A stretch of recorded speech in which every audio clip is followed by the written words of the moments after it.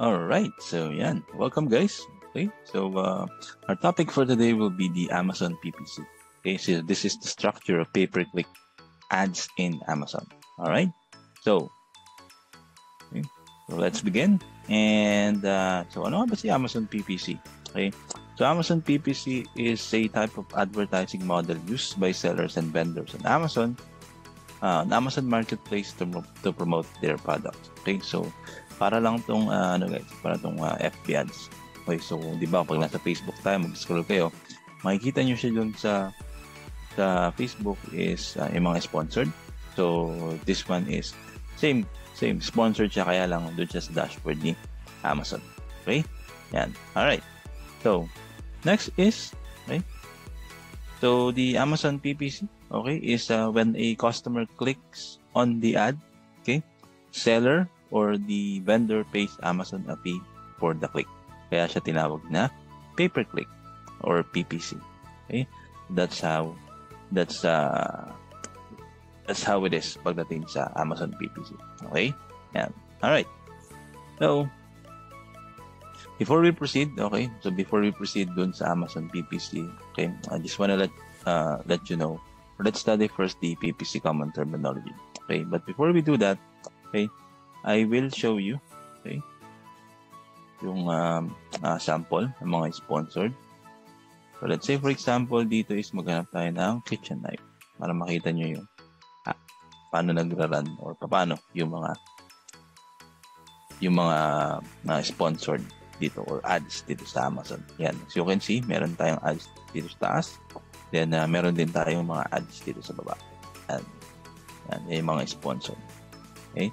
Yan yung mga listing, okay, na nagra-run ng pay-per-click. Okay? Yan. Alright. So, okay, let's move on sa ating PPC or pay-per-click or Amazon PPC common terminology. Okay? Yan. Alright. So, first of all, we need, first of all is the impression. The impression is the number of times your ad is displayed on Amazon. Okay, so paano ba siya? So as you can see here, diba, meron tayong mga ads. Yan yung mga ads. Okay? So the number of display, ito yung mga nag-view lang. Hindi siya kiniklik sa Amazon. Kumbaga parang nag-window shopping lang. Yan. So view lang natin yung ads niya. Okay? Okay? And so that's how you measure the impression. Okay? Yan. Alright. Next one. We do have the clicks. Okay? So the number of time customer clicks on your ad. So very basic. Kung nakita nila yung ads nyo, kiklik nila. So that's your click. Okay? Yan. Alright? And then, the next one is we do have the click-through rate. Okay? So click-through rate naman is the percentage of times customer click on your ad after seeing it. Okay? So, let's say for example, di ba meron tayong impression. So, tinignan nila. Okay? And then, after nila, let's say, pag balik dun sa ads, then at the end, kinlik din nila. So, that's gonna be your click-through rate. Okay? So, calculated by dividing the number of clicks by the number of impression. Okay? That's clear tayo. Click-through rate. Next is we have our cost per click. Okay? Cost per click naman is the amount you pay for each click on your ad. Okay? Yan. So, it's determined by your bid and the competition for the keywords you're targeting. So cost per click is yung amount na babayaran mo. Babayaran natin, okay, kay Amazon pagka-click yung ating ads. Okay? So, depende yun sa bid kung magkano yung ating ibabayad. Okay? Yan. Alright. Then, the next one is, okay, we have the ACoS, okay, or the advertising cost of sale. Okay?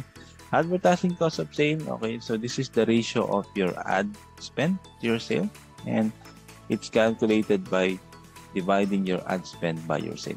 Okay, so a lower ACoS indicates that your ads are more efficient, okay, and efficient at generating sales. That's gonna be your ACoS. Okay, so ratio ng ad spend to your sale, so total sale. Okay? Yan. Alright. Next is, okay? Oh, yan. That's it. So, yan. Tapos na pala tayo dun sa ating terminology. Okay? So, that's how you do that's the common terms pagdating sa Amazon PPC. Okay? Yan. Alright. So, okay. If you do have like another question, okay, just let me know and please park your question and I'll see you on the live session. Thank you very much. Bye-bye.